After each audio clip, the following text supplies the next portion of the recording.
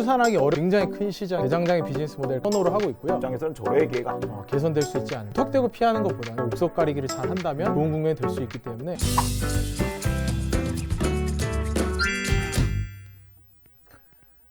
투자자 여러분 안녕하십니까? ETF 찍먹 시즌 3가 돌아왔습니다. ETF 찍먹은 ETF 운용사 관계자분들을 직접 모시고 ETF의 요모조모를 찍어 먹어보는 코너입니다. 저희 삼성증권에서는 총영의회 2024년에도 많은 투자자분들께서 ETF 찍먹으로 큰 도움이 되시길 바라는 마음입니다. 이번에도 다양한 ETF 투자 정보를 먹기 좋게 한아름 싸서 입속에 쏙 넣어드리도록 노력해 보겠습니다. 오늘 출연하신 ETF 운용사는 고객의 자산을 플러스하고자 ETF 시장의 2단화를 자처하는 에셋플러스 자산운용입니다. 액티브 ETF의 선두주자라고 해도 과언이 아닌데요.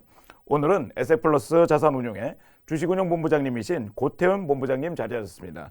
반갑습니다. 예, 안녕하십니까. 예, 안녕하십니까. 본인 소개 좀 부탁드리겠습니다. 예. 저는 에셋플러스 자산운용에서 액티브 ETF 본부를 맡고 있는 고태훈입니다. 반갑습니다. 예.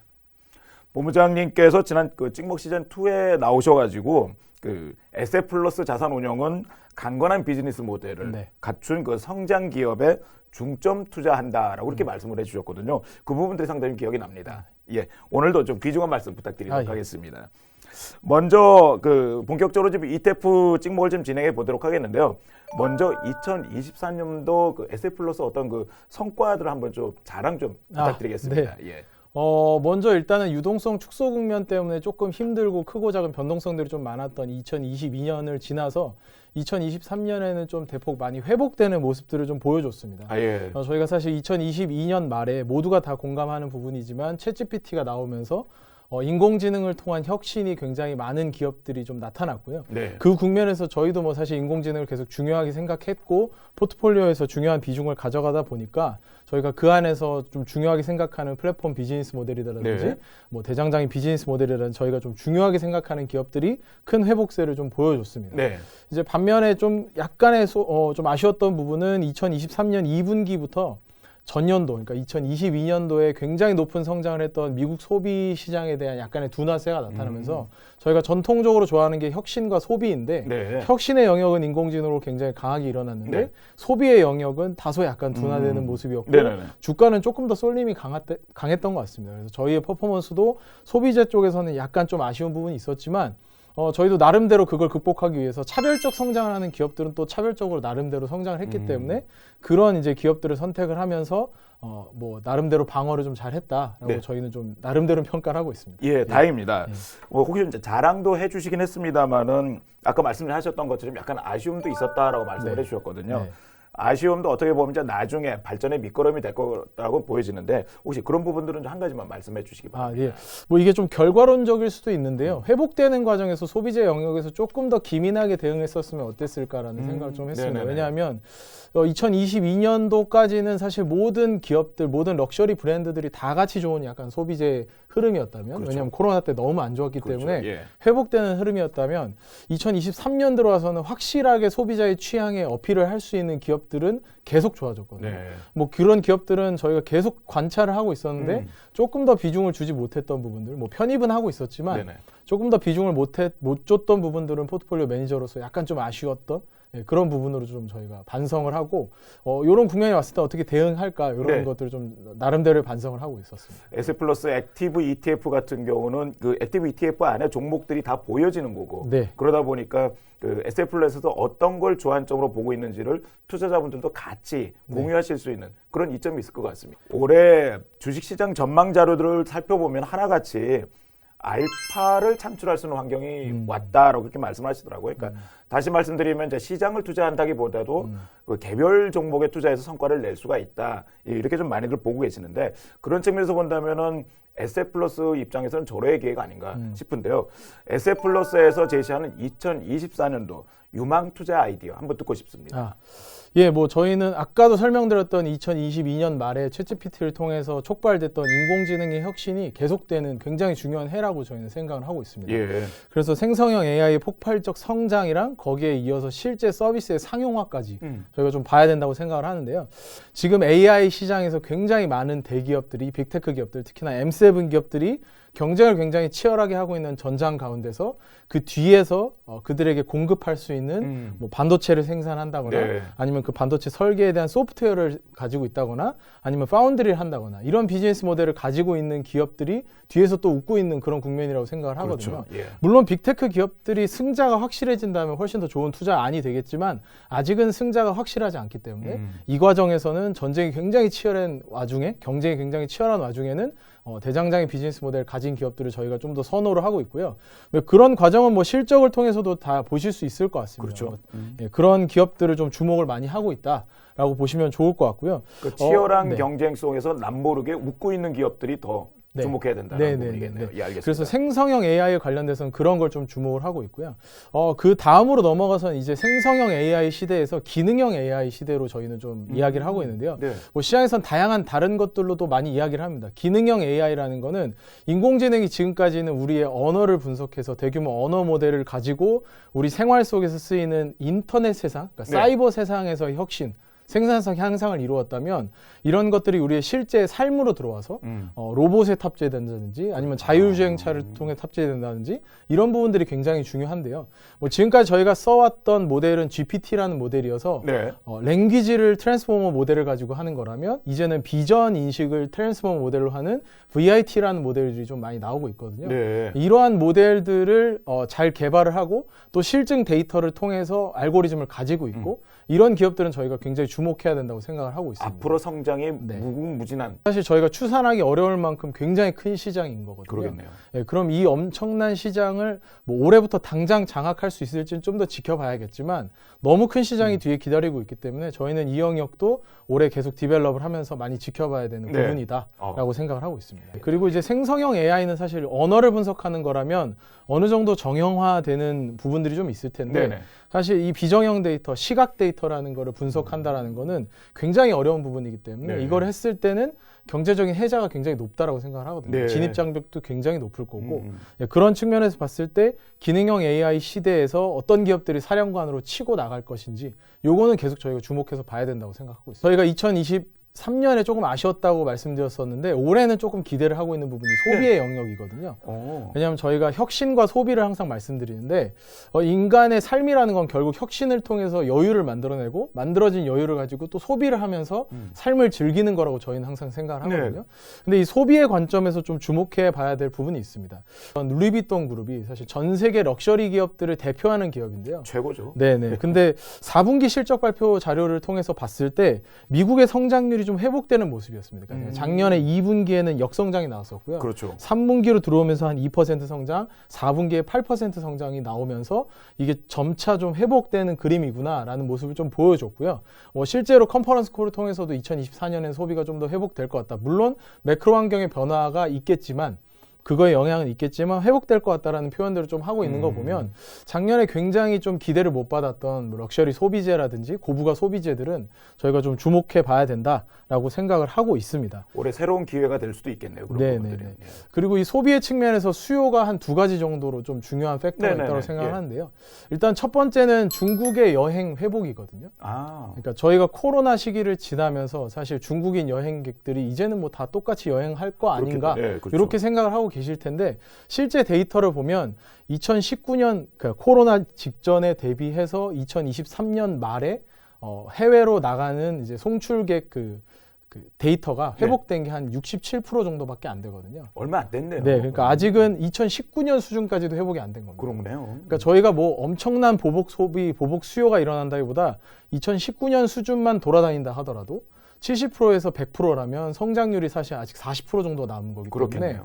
그렇게 본다면 저희는 아직 중국의 여행은 회복된 것도 아니다라고 생각을 하고 있기 때문에 그 데이터는 굉장히 중요하게 좀 바라봐야 될 것 같고요. 그 다음에 또 한 가지 포인트는 이게 뭐 어떤 그 상황으로 흘러갈지는 좀 알 수는 없지만 주목은 해서 봐야 된다라고 저희는 계속 생각하는 게 올해 7월 달에 파리 올림픽이 있거든요. 아, 맞습니다. 올림픽을 제가 놓치고 있었네요. 네. 예.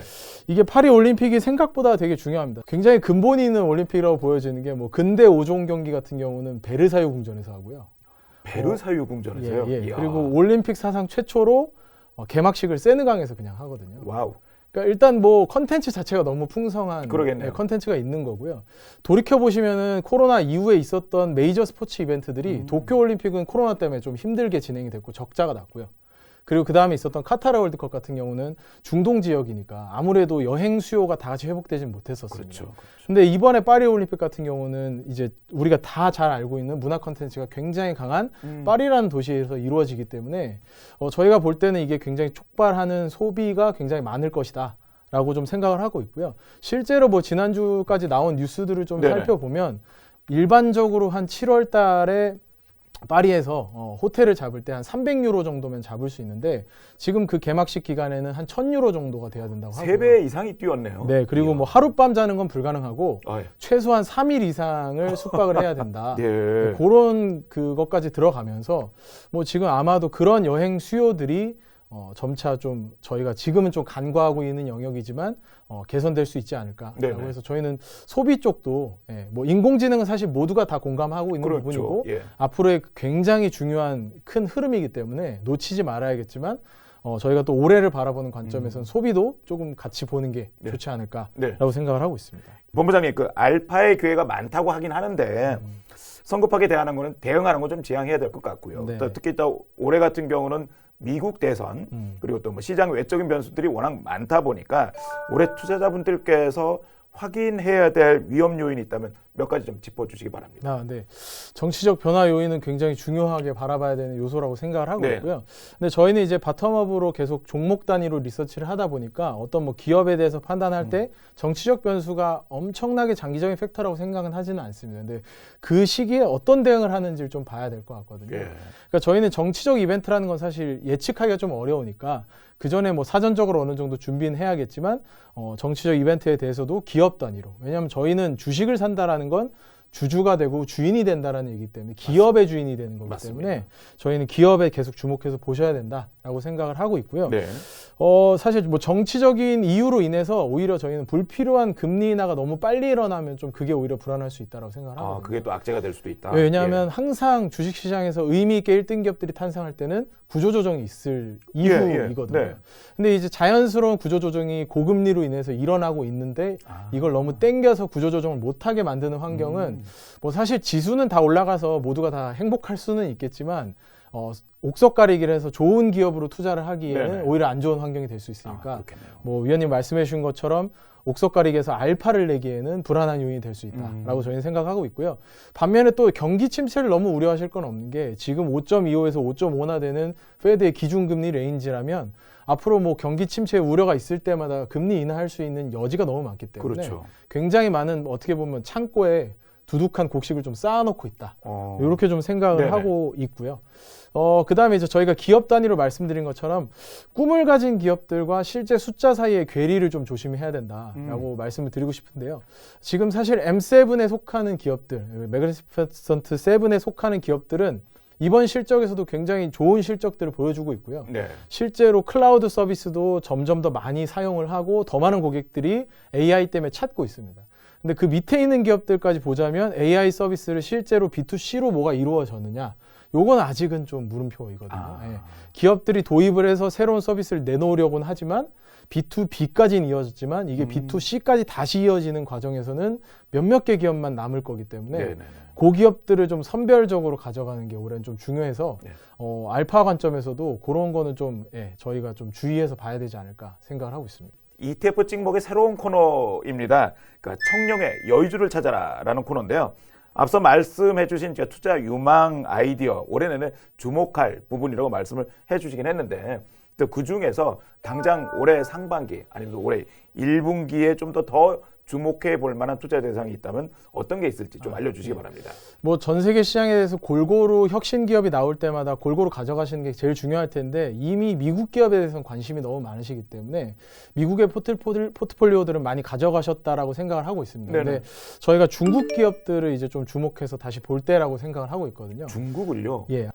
그 모든 마켓 쉐어를 가져갈 수 있는 1등 기업들이 살아남은 거를 선택해야 되는 그런 환경이 결국엔 주식 투자에서 중요한데 저희가 중국이 이제 어느 정도 그런 환경은 좀 만들어졌다라고 생각을 하고 있고요. 예. 거기에 더해서 중국 지수가 굉장히 저평가 매력이 있는 상황이기 때문에 알파를 창출할 수 있는 기업들을 골라가는 그런 쪽으로 보신다면 좀 더 좋을 것 같고 저희도 뭐 그거에 주목해서 운용을 할 수 있는 상품을 통해서 네. 운용을 하려고 하고 있습니다. 그러니까 지금은 좀 어렵고 많은 투자자분들께서 고민을 하고 계시긴 합니다만 그나마 현재로서 본다 그러면은 차이나가 기회가 있다. 네. 이제 그런 말씀으로 그러니까 이해가 됩니다. 포트폴리오의 한 부분은 좀 가져가시는 게 좋다. 네. 왜냐하면 MSCI AC 월드를 기준으로, 그러니까 올 컨트리 인덱스를 기준으로 봐도 미국이 50% 60% 차지하는 비중은 맞지만 중국이 대략 그래도 한 10% 정도는 되거든요. 아직은 그 정도. 그러니까 전 세계의 비중에서, 그러니까 혁신이 어디서 일어날지는 사실 알 수 없는 거고요.